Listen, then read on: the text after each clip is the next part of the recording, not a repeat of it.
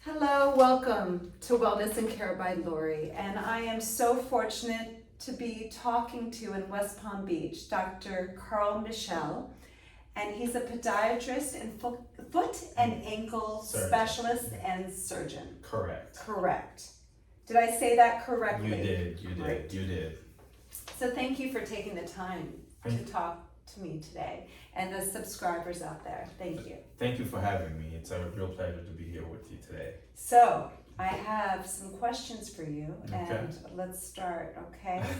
All right. And by the way, before we begin this, I don't know if you know this about me, but I've been a Pilates instructor for over 20 years. Oh, wow. And what I see primarily today with people is that their knee, hip pain, lower back pain all comes from their foot. And I see so many older people that have hammer toes, bunions, certain conditions that lead from the feet that trickle all the way up through the spine. Is that correct? You are absolutely correct. Okay. I tell people usually the foundations are your feet. If the foundation is not great, then everything else above won't be great. And it's interesting, a lot of people I know in the exercise world, and you go to the gym, correct? Yeah, I do. And rarely do you see people actually doing their, their ankle stability, strengthening work, working with the TheraBand point, plantar flexion, dorsiflexion. I just did a video on bringing my fingers through the toes. Right. And that just opens up the toes so nicely to get that grip on the floor. You are absolutely correct. But it's so important today. It and is. that foot roller, you can get on Amazon. I love to put my clients on that because they might have so much tension for supinating or pronating. I mean, there's so much going on with the foot. That's correct. Okay, so That's correct. Do you do footwork? I do footwork. So you do as well. And do you tell everybody at the gym, hey, you should be doing it as well? I do tell people when I go to the gym, you have to stretch, get your muscles, get everything stretched out, make sure that the movements are coordinated properly so that you can avoid injuries. Absolutely. Absolutely. Okay, so let's begin with some answers, questions and answers, okay? All right. I learned that you were an ice hockey physician in Michigan. Yes. So tell me about that. Well, doing my residency program at Providence Hospital, one of the requirements for us as a third year is to go out and, trying to help the community. So I was fortunate enough to be a physician for a varsity hockey league. So, which was very interesting because I've never watched hockey. I've never, been involved in hockey so much. So to the point that when we started, it was very interesting. The amount of athleticism that's involved. Fights as well. Oh, absolutely. People were fighting a lot. But interestingly enough, there were so many injuries. From the skate, people getting skate in the face. I've done so many lacerations. Oh, wow. And it was very, very... So you kept busy. Yeah, I was very busy. But from that standpoint, I use that as a platform as well to educate those young hockey players, how to train, how to keep their body and to strengthen their core, stability, especially coming from the foot, skating and propulsing themselves, changing directions. So we did a lot of education that way. Oh, interesting. Okay. Yeah. Nice. What type of foot and ankle injuries did you encounter with the ice hockey players? Because their foot is really in a boot, right? So you don't have... But interestingly enough, curious, when you skate, you change position, directions, mostly. A lot of sprains, believe it or not, but hockey players are tough. So even with the sprains, they would want to get back, taping them and then get back during the game. Lacerations as well, because once they fall and they run, sometimes the skate can brush against a part of their body. Absolutely. So there was a lot of lacerations. So I would say lacerations mostly in sprains. Yeah. I worked in New York City with two professional ice hockey players, Mm-hmm. and I will never forget their thighs. I could bounce quarters off of them. They were so strong. Absolutely. They're very strong. Overdeveloped, Correct. like almost to the Correct. point where it's like Hockey players are I've very never tough. seen. They are tough. Yeah, they are. they're very They tough. absolutely are. Okay. Next question. Okay. On a day-to-day basis, what are the most common foot and ankle injuries? Wow. It depends. Well, let's say, okay, so 2 questions. So work-related and sports-related. Well, they all intertwine, believe it or not. Mm-hmm. Most common would be foot sprains, ankle sprains, stress fractures, believe it or not, especially for workers that are standing for a long period of time, and athletes as well, where you get a little small crack in the bone that's called the stress fracture. Ankle sprains are very common. I tore ligaments playing soccer back in high school. That was painful. Yes. And if you don't do your PT, you're in trouble. You are in trouble. Down the road as a dancer, I still to this day. Because what happened? It's unbelievable. What So happened? tell our viewers, What happened when you have those kind of injuries? You lose strength automatically from the tendon, so that you have to recuperate that, and that's why you go to PT to strengthen your core, to get your strength back. So, like I said, sprains are most common, and ruptures are very rare, but they can happen as well. So, and what about age groups? I mean, especially also because of osteoporosis and PME. I mean, you must see a lot of. I mean, do you see more women in that age bracket who might be dealing with some bone density problems? I mean, women are more prone to osteoporosis than men. Correct. Based on their genetic makeup and what they go through with pregnancy and all that stuff. Yes, I would say it's mostly age related and gender related as well. Okay. The older you are, you're more prone to that. Lack of vitamins and intake, activity as well. People that are very latent. And also those warrior workout people. Correct. How many times have I heard somebody, I think I had a cousin, she broke her ankle, like she went to the gym and the trainer was like, okay, do this, bounce off that trampoline and then jump back up there. I tell people there's a progression.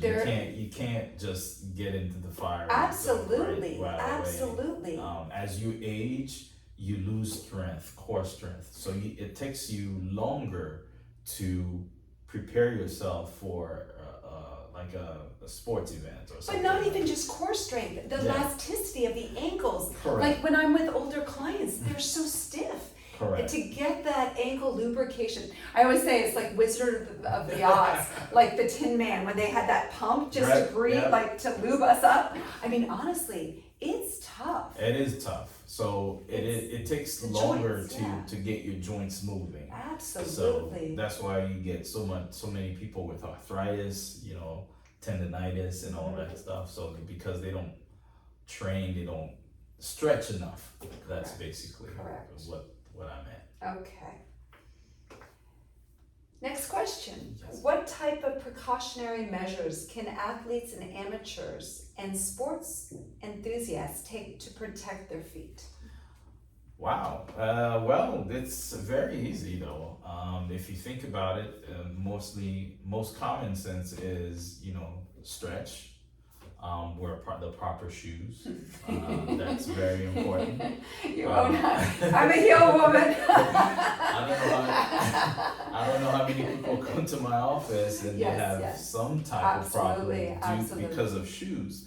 Shoes are very important, believe it or not. What about flip-flops? Aren't they the worst shoes for? I always told my clients they're not very healthy for. You need any type of Safe. shoes or sandals you're gonna wear. You need to have some type of arch support. Absolutely. Anything flat is not gonna be your friend. Okay. Because it doesn't offer any supports to your feet, to your ligaments, so that when you stand, you know, your foot collapse. So there's nothing to support it. So flip flop, although in Florida it's a commodity, it's a fashion statement, but listen to me, it's no good. I'm sure they're going to listen to you, and I hope my clients are listening to you right now. Okay, I learned that you were a surgeon at J.F. Kennedy Hospital here that you are a Yes. surgeon at John F. Kennedy Hospital here in West Palm Beach, Yes. Riviera area. What are the most common foot surgeries people are going under for? Like, what would you say? At the hospital level is mostly, a lot of times it's for emergencies, somebody who break their ankles or break their bones.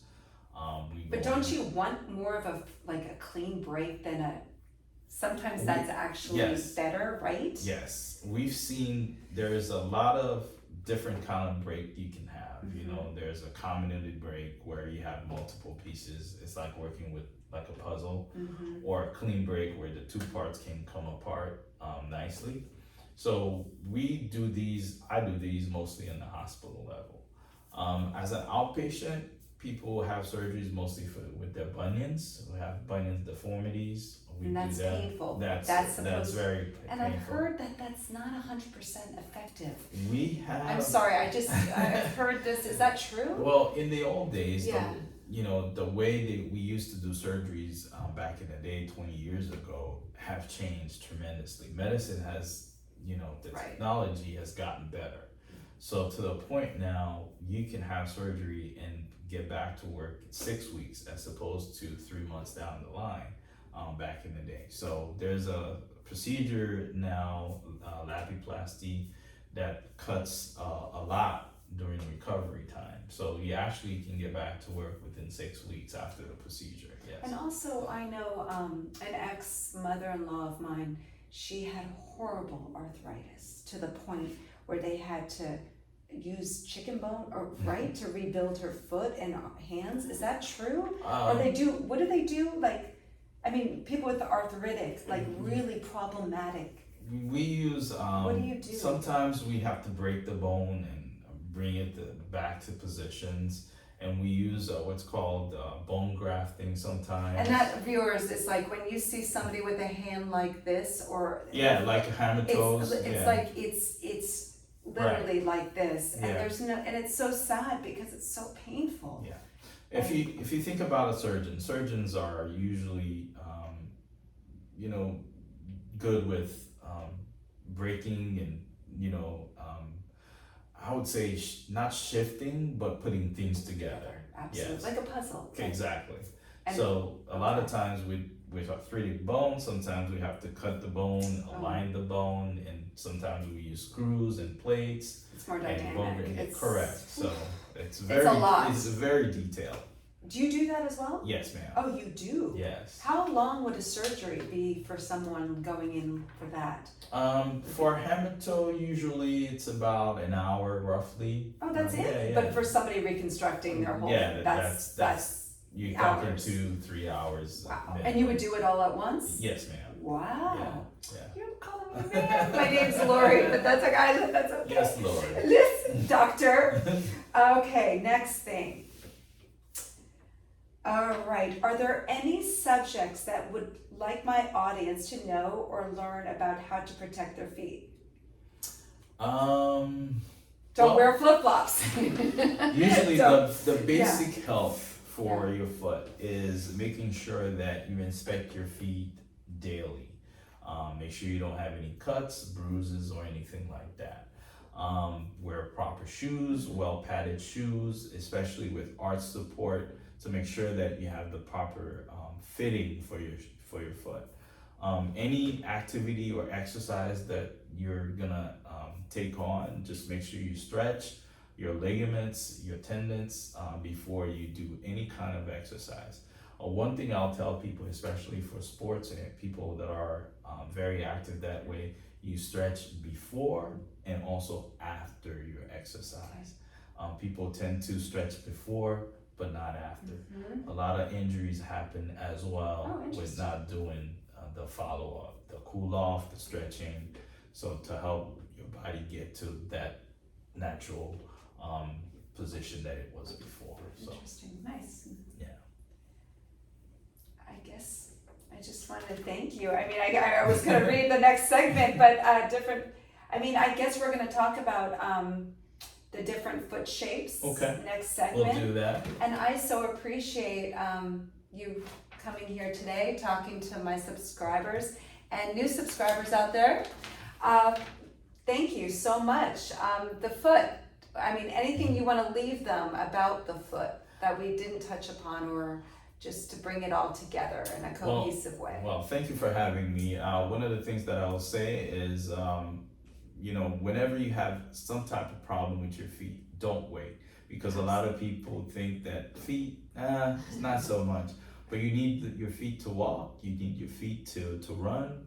Once you think about it, it's the basis of everything. So absolutely. Keep that in mind. I'm so happy you said that. And as a Pilates instructor, do not neglect your feet. I'm glad that we are both feeling very, very similar to that approach, because it's very important. Very important. Anyway, thank you everybody. Please hit that subscribe button, give it a like, and share it. Sounding off from West Palm Beach. Thank you.